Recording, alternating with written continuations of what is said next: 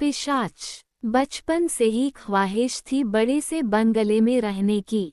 मेरी यह ख्वाहिश पूरी हुई जब मेरे पति को ऑफिस की तरफ से एक बड़ा सा बंगला किराए पर मिला।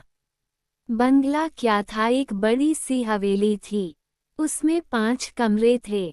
घर के बीच में पुरानी हवेलियों की तरह आंगन था, जो ऊपर से खुला था। बाहर बड़ा सा बगीचा था और एक बहुत पुराना पीपल का वृक्ष था।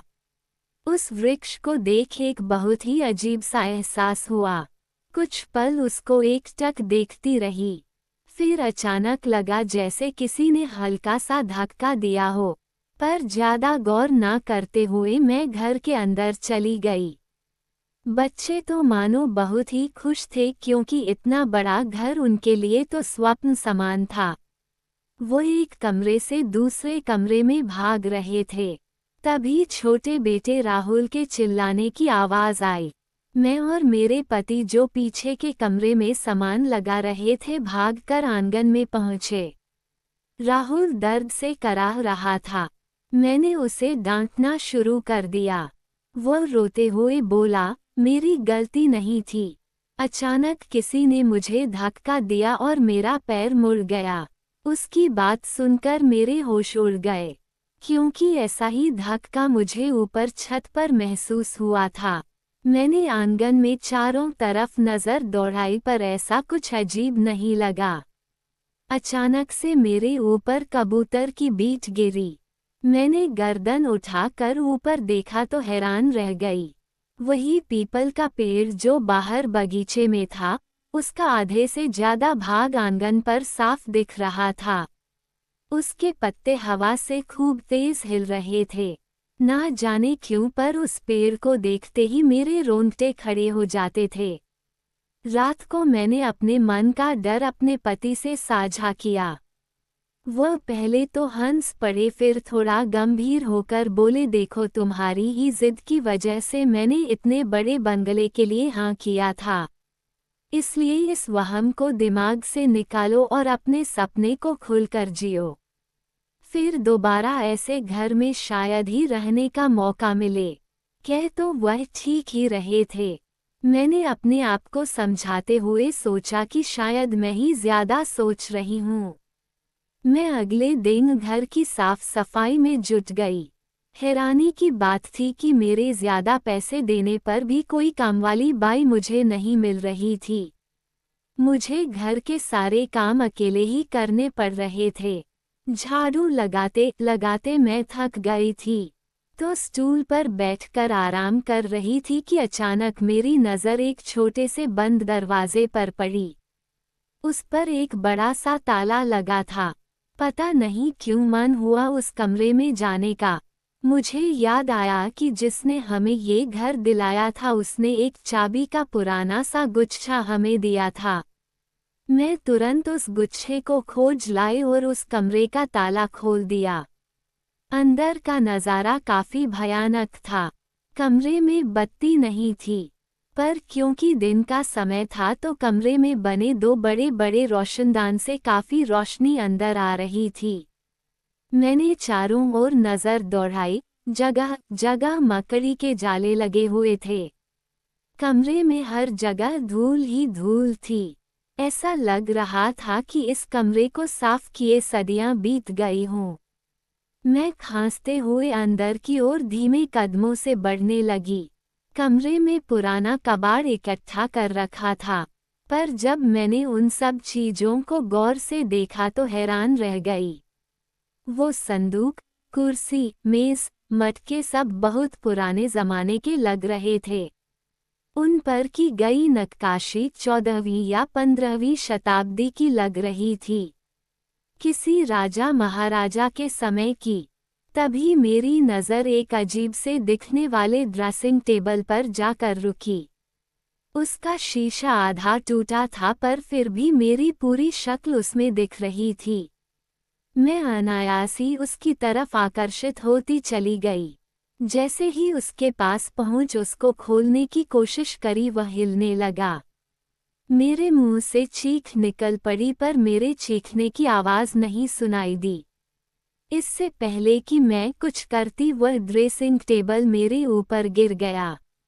मैंने बहुत कोशिश करी उसको उठाने की और खुद को निकालने की, पर ऐसा लगा मानो कोई उस पर और दबाव बना रहा है। मैं बेहोश होने लगी कि तभी मुझे लगा कि किसी ने मुझे हाथ पकड़कर खींचा। जब होश आया तो मैं अपने बिस्तर पर थी और मेरे पति, बच्चे और डॉक्टर मेरे पास खड़े थे। कुछ समझ नहीं आया कि क्या हुआ। मैं हैरानी से उनको देख रही थी। तभी मेरा बड़ा बेटा यश बोला, मम्मी, आप उस कमरे में बेहोश पड़े थे।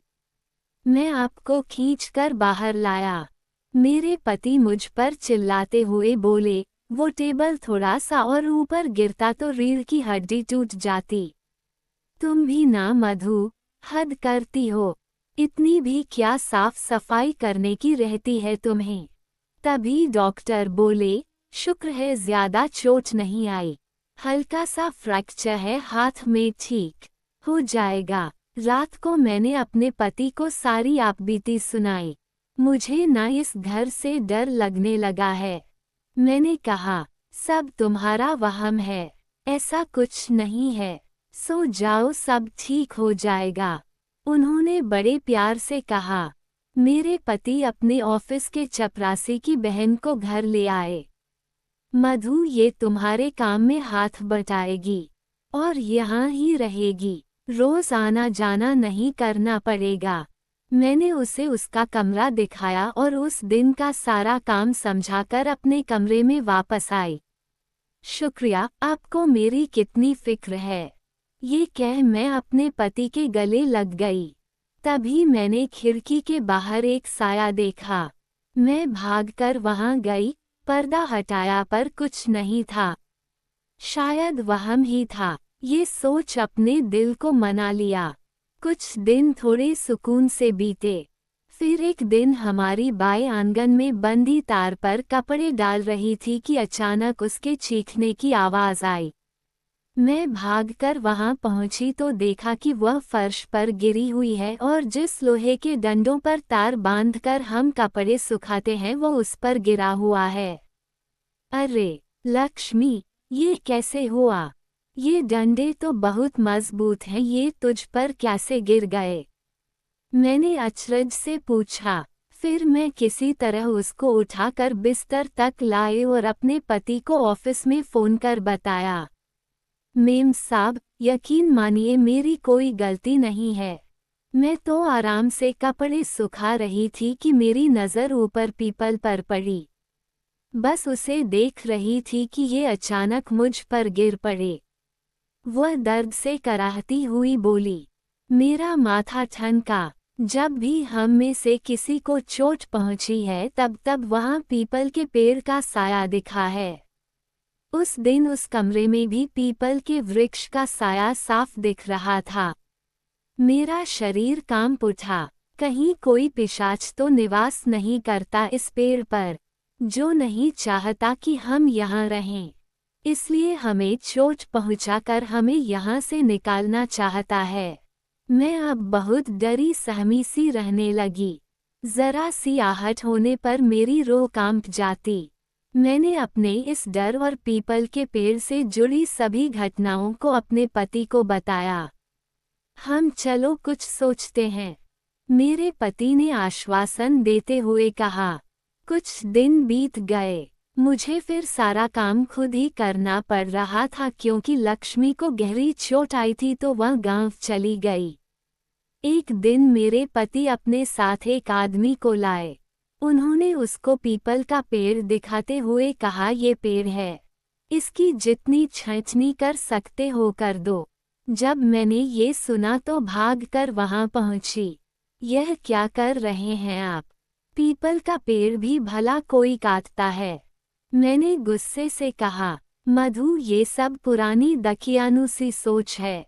पेड़ चाहे कोई भी हो उसकी छंछनी तो जरूरी होती है, और फिर इसकी छंछनी से इसकी छाया घर के हर कोने में नहीं पड़ेगी।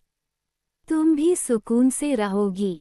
चलो भैया, जल्दी करो, उन्होंने कहा। वो आदमी पीपल के पेड़ की तरफ जैसे ही बढ़ा, बहुत तेज हवाएं चलने लगीं। देखते ही देखते हवाएं तूफान में तब्दील हो गई। तभी एक बहुत बड़ी टहनी पेड़ से गिरी और एक बहुत तेज आवाज आई। मैंने अपनी आंखें बंद कर लीं।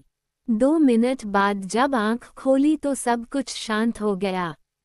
मैं जैसे ही आगे बढ़ी तो सामने जो देखा उससे मेरे पैरों तले जमीन खिसक गई। मेरे पति जमीन पर गिरे हुए थे और पेड़ की वह विशालकाय टहनी उनके ऊपर गिरी हुई थी और वह दर्द से चीख रहे थे। मैंने घबरा कर यश को आवाज लगाई। उसकी मदद से हमने उस टहनी को जैसे तैसे हटाया और उनको अंदर लेकर लाए। डॉक्टर के आने पर एम्बुलेंस बुलवाई और हॉस्पिटल पहुंचे। मेरे पति की कमर में फ्रैक्चर आया था। ये सुनकर मैं स्तब्ध रह गई। और कितनों को नुकसान पहुंचाएगा वह पीपल का पिशाच। कोई माने या ना माने, मुझे यकीन हो चला था कि इस घर में कोई है जो नहीं चाहता कि हम वहां रहें। उस समय ये सब अपने पति को बोलना ठीक नहीं समझा मैंने, पर मन में ठान लिया था कि जब वह ठीक हो जाएंगे तब हम ये घर छोड़ देंगे। अब हर रोज मेरे हॉस्पिटल के चक्कर लगते थे। एक दिन मुझे थोड़ा लेट हो गया। मैंने घर का दरवाजा खुला हुआ देखा तो घबरा गई। मैं तुरंत अंदर पहुंच गई। जो देखा वह एक डरावने सपने से कम नहीं था। आंगन में मेरा छोटा बेटा डरा सहमा खड़ा था और ऊपर पीपल के पेड़ को देख रहा था। उसके मुंह से आवाज नहीं निकल रही थी। मैंने ऊपर देखा तो मेरी सांस हलक में ही अटक गई। मेरा बड़ा बेटा पेड़ से लटका हुआ था। ये देख मेरे मुंह से चीख निकल गई। मेरी चीख सुन यश डर गया और उसका हाथ फिसल गया। मैंने फुर्ती से पास पड़ी चारपाई उसके नीचे कर दी और वह धम्म से उस पर गिरा। मैं उसे उठाकर अंदर कमरे में ले गई। उसकी पीठ बुरी तरह लाल हो चुकी थी। मैंने उसकी पीठ की सिकाई करी और उसे हल्दी वाला दूध पिलाकर सुला दिया। अब मेरा यकीन और मजबूत हो गया था। सुबह जब यश उठा तो उसने मुझे बताया कि वह राहुल के साथ बैडमिंटन खेल रहा था। शटल पेड़ पर अटक गई। वो उसे लेने ऊपर चढ़ा तो किसी ने उसे धक्का दे दिया, पर वहां कोई नहीं था। वो गिरने लगा तो अचानक उसने डाल पकड़ ली। पर तू ऊपर चढ़ा ही क्यों? मैंने मना किया था ना कि उस पेड़ के आसपास भी नहीं जाना। मैंने गुस्से में कहा। वो मम्मी, मेरे और राहुल के बीच शर्त लगी थी। बस वो जीतना चाहता था। शर्त जीतने के चक्कर में तुझे कुछ हो जाता तो? मैंने उसे गले से लगाते हुए कहा। बस अब मेरा परिवार और नहीं सहेगा। मैं कल ही यहाँ से चली जाऊंगी। मैं ये सब सोच ही रही थी कि एक परछाई दिखी। मैंने बाहर जाकर देखा तो कोई नहीं था। तभी वह परछाई मुझे गेट पर दिखी। मैं उसके पीछे वहां भागी। जैसे ही मैंने गेट पार किया, गेट अपने आप ही बंद हो गया। मैंने घबरा कर पीछे मुड़कर देखा तो एक साया घर के अंदर जाते दिखाई दिया।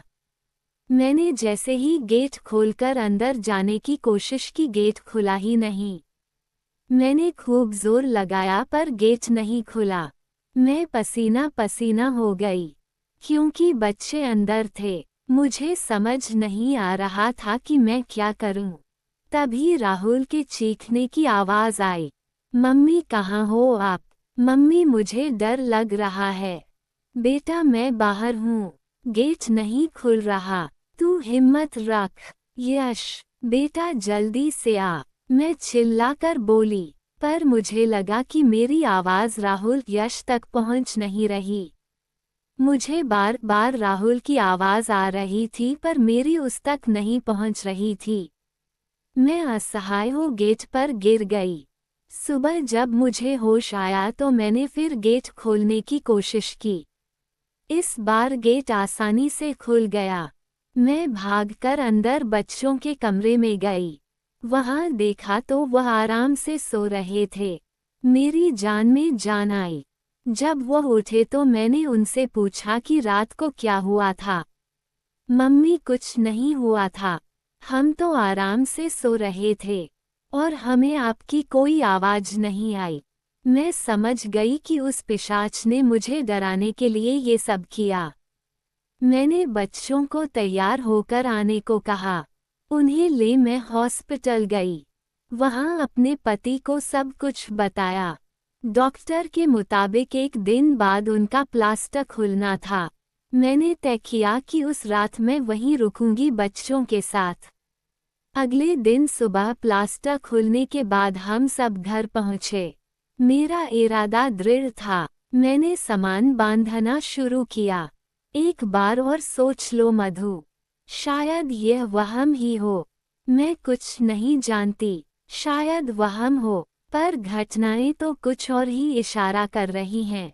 मैं अपने बच्चों की जान को खतरे में नहीं डाल सकती। अगर सच में कोई पिशाच हुआ तो नहीं, बस अब सोच लिया। हमें उस पिशाच को उसका घर लौटा देना चाहिए। सामान बांध हमारी गाड़ी उस घर के गेट से बाहर निकली। मैंने मुड़कर पीछे देखा।